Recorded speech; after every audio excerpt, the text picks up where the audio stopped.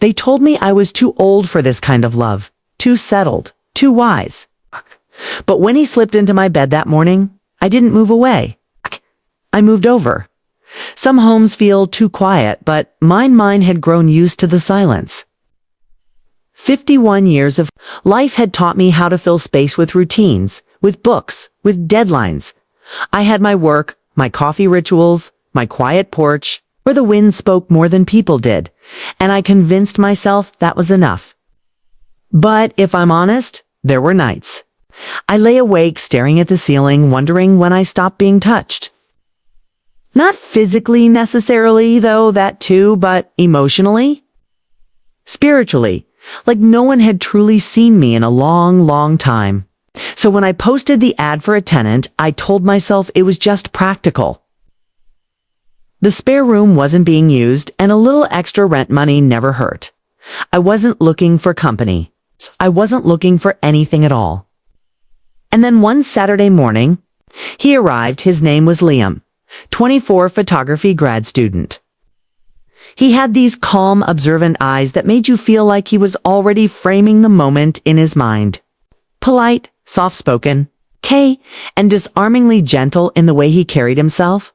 When I first opened the door and saw him standing there with a duffel bag slung over his shoulder, I felt a flutter I didn't recognize. Maybe it was nerves. Maybe it was the sudden reality of someone stepping into my quiet world. I showed him around the house, the kitchen, the living room, the guest bathroom. He didn't say much, just nodded, smiled, asked if he could help carry anything. He declined. He moved in that day, and just like that, my house felt different. Not louder, not chaotic, just warmer, like someone had opened a window I didn't know was sealed shut. It was little things at first. He always made tea at night, jasmine or mint, and somehow I found myself doing the same. Our schedules silently aligning like we'd choreographed it. We'd bump into each other in the kitchen sometimes, laugh at nothing, and then return to our corners like polite strangers. But I noticed how he looked at me, not in that wide-eyed, youthful way, but in a quiet, deliberate way. Like he was curious about the life behind my eyes. And I started to wonder, had anyone looked at me like that in years? One evening, I came downstairs after a long bath, hair still wet, robe tied casually. He was at the kitchen counter editing photos on his laptop. I apologized for the way I looked, half joking, half embarrassed. He glanced up and didn't say a word. He just looked at me. Well, he looked. His eyes held mine for a second longer than they should have. Not lustful, not bold, just aware present. And I felt it, that unfamiliar thrum under my skin. I told myself it was nothing, just a young man being polite. I went to bed early that night, but I couldn't sleep. I kept hearing the sound of the kettle, the way his fingers moved on the keys, the way his eyes lingered on mine. I closed my eyes, heart quietly racing, and whispered into the dark. "What are you doing, Samantha?" The days blurred, but our rhythms settled. He was respectful, quiet, always offering to help. One afternoon, while I was assembling a bookshelf I'd ordered online, he walked in and offered to help. I said I was fine, but he stayed. He knelt beside me, our shoulders brushing. His hand guided mine to the screws, warm and steady. We laughed when we fumbled. His breath was close, so close I could feel it on my neck when he leaned in. I don't remember what we talked about. I just remember the air between us. It was thick with something I couldn't name, or maybe didn't want to. I started noticing the way his presence changed, the way I moved around my own home. I'd linger a little. Longer in the kitchen, I'd spend more time brushing my hair. I'd double-check how my robe sat on my shoulder. I told myself it was silly. He was just a tenant. Boy, really? But one rainy afternoon, he knocked on my door. "Can I ask you something?" he said. He nodded. He asked if he could take a few photos of me for a lighting project. I hesitated. But then I looked at him. His eyes weren't demanding. They were hopeful, curious. Said yes. I wore a simple tank top, no makeup, my hair tied loosely. I sat by the window, the soft gray light spilling across my face. He didn't say much, just click buzz, just clicked again. And for the first time in years, I didn't feel like a woman past her prime. I felt like a story worth telling. I looked up at him between shots, and something shifted, his lens lowered. And for a moment, he didn't look like my tenant. He looked like someone who saw something in me I'd forgotten was there. I didn't know what was happening. But I knew that something inside me had been touched. Gently, sweetly. And now, I couldn't unfeel it. This wasn't supposed to be a story. It was just a rental agreement, but I was starting to wonder. Was I the one being slowly invited in? Have you ever felt something shift in a moment that seemed so ordinary? If this story is touching your heart, make sure to like this video, subscribe, and tap the bell icon. You won't want to miss what comes next. There's a strange kind of silence that grows between two people who are trying not to acknowledge the truth. It's not empty. It's full of glances, not taken words, not said touches, that never quite happened but almost do. That's what it became with Liam. A long, lingering, we lived under the same roof, shared the same air dot, and yet every moment between us felt like something waiting to happen. I told myself I was imagining things, that I was romanticizing a boy's politeness, that it was loneliness playing dress up as desire.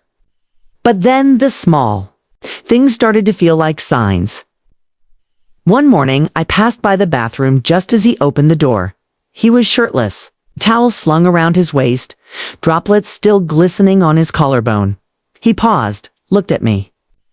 And then he smiled. A slow, quiet smile that lingered in the air long after he closed his door. I walked to the kitchen with trembling fingers. And when I touched my teacup, it was like my skin had become aware of itself. Again, it happened again on a Sunday afternoon. I was curled up on the couch with a book, and he walked in with his camera. He said the light in the room was beautiful. I nodded, expecting him to start photographing the window or the shelves. Instead, he raised the lens to me, froze. I can stop if you're uncomfortable, he said softly. I shook my head. No, it's okay. I don't know what possessed me to say yes. Maybe. It was the way he asked, not with entitlement but reverence. As if he thought I was something beautiful. As if he was afraid to break the moment by being too eager. Narration. Breathy, slow, paced. He took pictures of me reading. Of my fingers holding the page. Of the line of my neck. The way my hair fell. Over one shoulder, I'd never felt so visible to seem. When he lowered the camera, our eyes locked. Neither of us moved. The bazzina, the air between us, turned electric. It was quiet, but the kind of quiet that makes your heart throb. Then he said, almost a whisper, "You have the kind of beauty that sneaks up on you." I didn't know how to respond, so I smiled and looked away. But something in me shifted. Later that night, I found his photographs on the shared desktop folder. He hadn't hidden them. They were labeled "Light Study Samantha." Opened one. Then another and another. Each image felt like a love letter I hadn't been brave enough to read. Not seductive, not dramatic. It's just real. The curve of my cheek, the softness in my eyes, the stillness of me. I sat there staring at them, feeling my breath catch in my throat. Because for the first time in years, I didn't look lonely. I looked loved. Even if I wasn't. Even if I was only being captured. And then came that Tuesday morning. I was in the kitchen. In my robe again. Barefoot, hair in a bun. The scent of coffee still lingering in the air. He walked in, buzz. I didn't turn around. But I felt him behind me close. So close, I could hear the soft inhale of his breath. "Can I help with that?" he asked, his voice low. He wasn't talking about the mug I was holding. I turned to face him slowly. We were inches apart. There was something in his eyes I hadn't seen before. Something almost scared. Something vulnerable. And then his hand brushed. Mine, it was the lightest touch, but it burned through me. We didn't speak, We just stood there, too. People teetering on the edge of a choice. He didn't push. He didn't pull. He just waited. And I did what I've done so many times in my life. I retreated.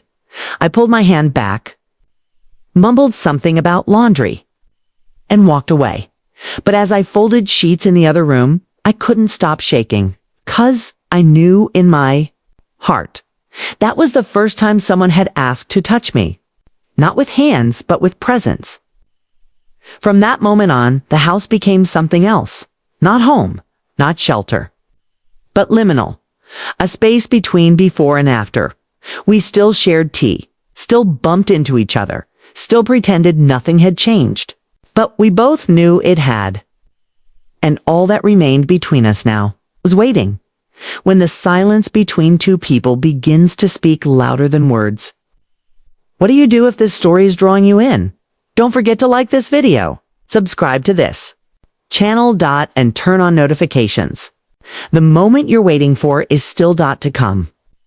I didn't sleep that night. Stared at the ceiling, counting the spaces between the rain tapping on the windows.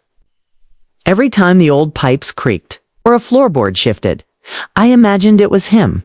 That his feet were crossing the hallway. That he was standing outside my door again, but he didn't come. And I hated how much that disappointed me. In the days that followed, we danced around each other like shadows.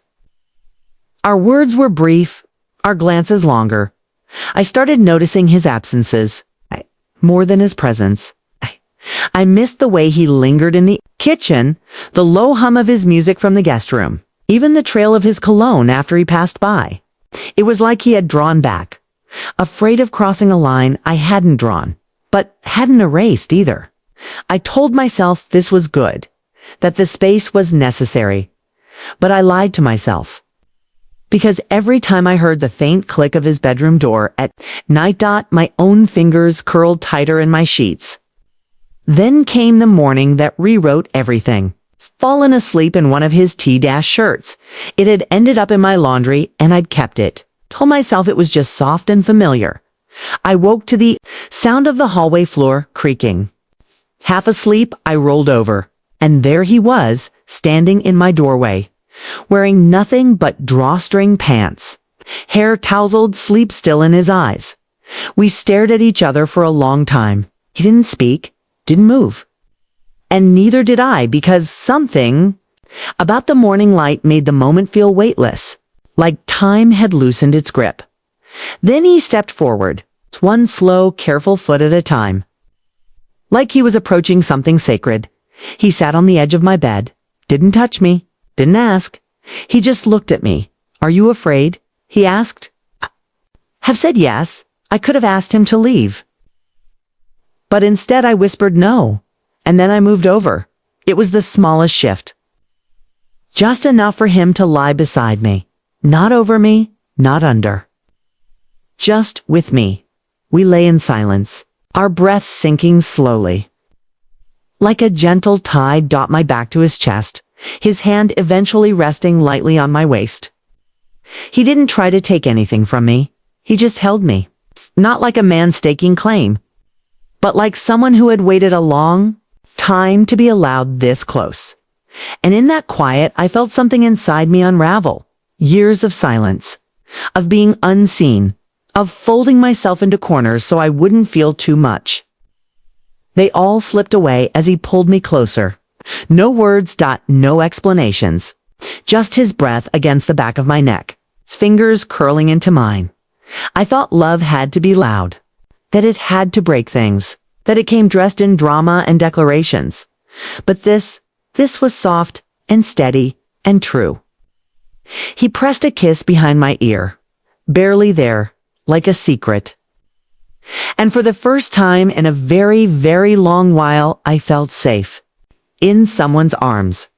Not because he promised anything, but because he hadn't promised at all. He just showed up. When I least expected him. When I most needed him. We stayed like that until the sun had fully risen. No alarms, no phones, just breath and warmth and a kind of quiet I never wanted to leave. And in that moment, I knew something had shifted forever. He was no longer just my tenant. He was the first man in years to see me, and the first I had let stay. Have you ever let someone in? Not with a kiss, but with silence. This part of the story touched something in you. Like, share, and subscribe. The next part is where everything beautiful begins to feel dangerous. When I woke again, he was gone. His side of the bed was still warm, the sheets dented where his body had been. And for a moment I wasn't sure if I dreamed it, but then I saw it. A mug on my nightstand, mine, but filled with tea, just the way I like it. He had made it before slipping out. Without a word, no note, no knock, just silence and memory. I sat up, the air around me suddenly feeling heavier. What had I done? It wasn't regret. Not really. But it was something close, something tighter in my chest, something that whispered, this changes everything. Because it had. Because now every corner of this house felt different. The hallway, the kitchen, the way I pulled my robe tighter when I passed his door, even the way I moved felt different.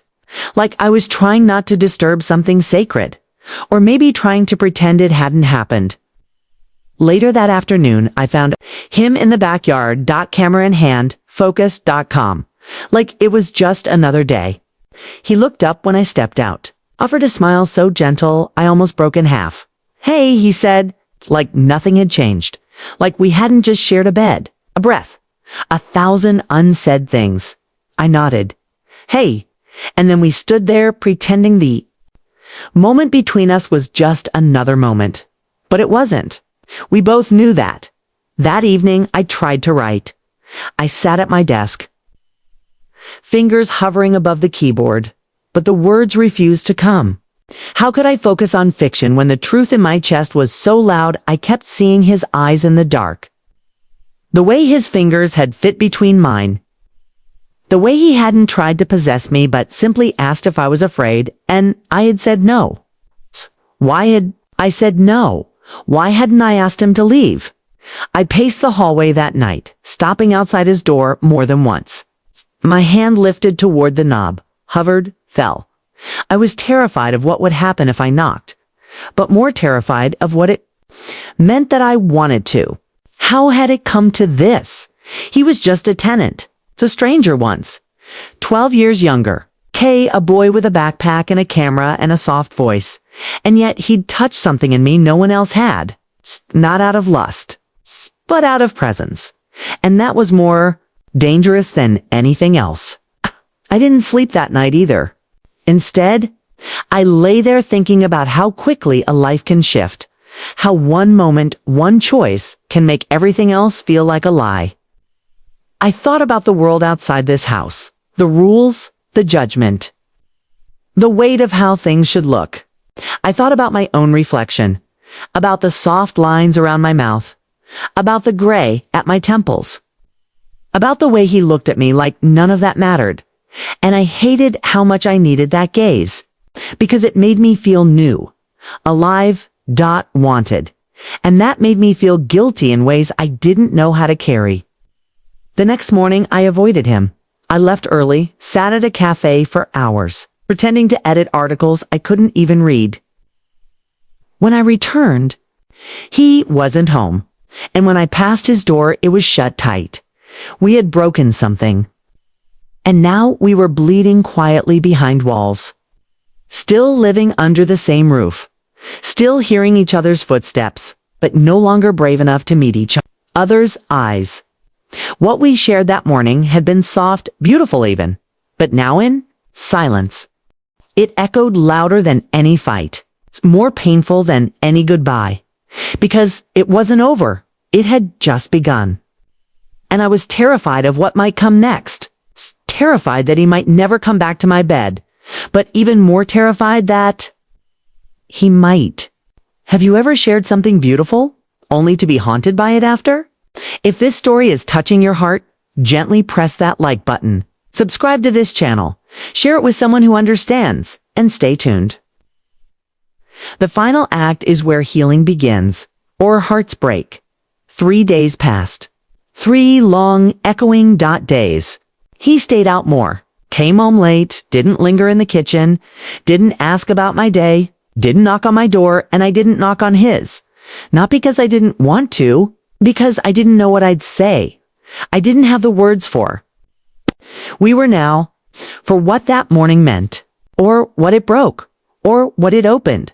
Narration, emotional unraveling, poetic tone. The house was colder again. Not in temperature, but in spirit. The quiet wasn't gentle anymore. It was sharp.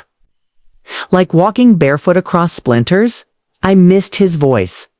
In the hallway, missed hearing him laugh at something on his phone. Missed that tiny mug he always left on the edge of the sink, always just barely rinsed. I missed his presence, his energy, his nearness. And I hated myself for needing it. Because I had promised myself after my last heartbreak that I would never let anyone change the rhythm of my life again. But Liam had, without trying, without asking. And now I was standing in the middle of my kitchen, pouring tea for one, and realizing how empty independence could feel. That night it rained, not the soft kind. The kind that sounds like 1,000 tiny hands tapping the windows, reminding you that the world outside is still alive, even if you've gone quiet inside. I sat by the window, wrapped in a blanket, staring out at the blurred world. Then I heard, at CH. And the front door creaked, keys drop, and footsteps. His footsteps slowed just outside the living room. I didn't turn, I just whispered, "Liam." He stood behind me for a moment before I felt him move closer. "I didn't mean to hurt you," he said, and it cracked something wide, open in my chest, turned then, met his eyes. "I don't know what to do with this," I whispered, and he nodded, stepping closer. "You don't have to know. You just have to want it." I looked at him, this young man with eyes to knowing for his age, this boy who had slipped into my life, and somehow found a room inside my heart I didn't know existed. "I'm afraid," I said, my voice trembling. "Of what?" "People will think, of losing what we had, of wanting something I shouldn't." He knelt in front of me, gently, deliberately. "Then let me carry the fear with you," he said, "not for you, with you." I didn't kiss him that night. Instead, I held his hand, pressed it to my chest. Let him feel how fast my heart was racing. Not from lust, not from shame, but from relief. Because for the first time in years, I wasn't carrying my loneliness alone. And he, this quiet, soulful tenant, wasn't a mistake. He was a mirror. One that didn't judge the lines on my face, or the years I'd survived, or the cracks I still hadn't filled. He just saw me as I was, and stayed. Weeks passed, and slowly we began again. Soft mornings where we sat on the porch drinking tea. Quiet nights where our bodies found each other. Not in desperation, but in peace. We didn't define it. We didn't name it. We just lived it. And every time I looked at him, I whispered thank you in my heart. Not for saving me, but for reminding me that it's okay to want love again. Choose it. Even when it comes wrapped in questions. Even when it looks nothing like the stories you were told. So I ask you, your heart whispered what it needed. Not loudly, not with fireworks, but in a quiet, trembling voice. Would you have the courage to listen? 'Cause sometimes, the love that finds you late in life, it's the one that finally feels like home. If this story left a mark on your heart, let it live on. Tap the like button. Share it with someone who needs to hear it, and don't forget to subscribe for more stories that speak to the soul. Love has no age, no rules, only timing.